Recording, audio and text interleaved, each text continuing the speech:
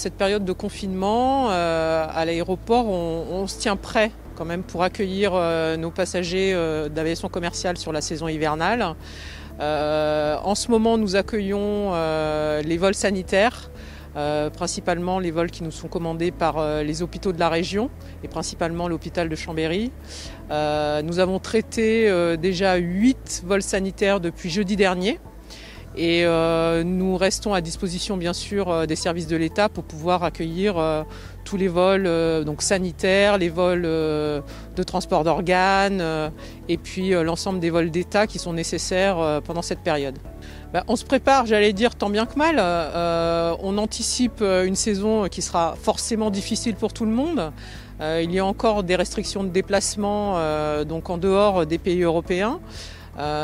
Nos passagers d'aviation commerciale, pour le moment, pendant la situation de confinement, ne peuvent pas trop se déplacer, mais les vols sont maintenus à partir du mois de décembre.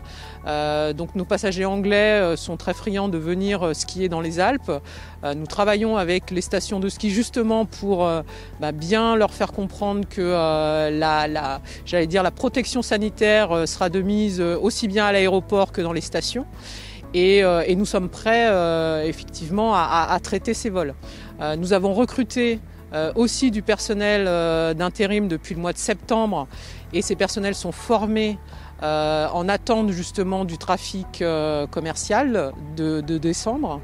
Et puis nous accueillons aussi toujours de l'aviation d'affaires qui est une aviation qui est beaucoup plus flexible et donc on a une demande qui se fait sur l'aviation d'affaires aussi pendant cette saison hivernale. On sait très bien que le transport aérien est très touché par cette pandémie et un retour à une activité nominale n'est pas attendu avant plusieurs années.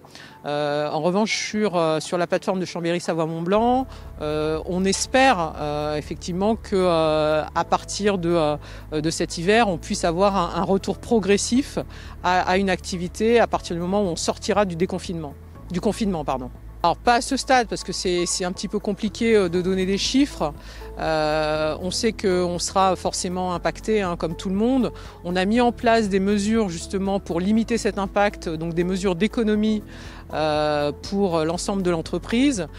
Si on continue à être confiné, on travaillera aussi sur une activité donc de service public minimum pour accueillir ces vols sanitaires, mais aussi on mettra en partie nos personnels en activité partielle sur les heures où ils n'auront pas d'activité de traitement effectivement aéronautique.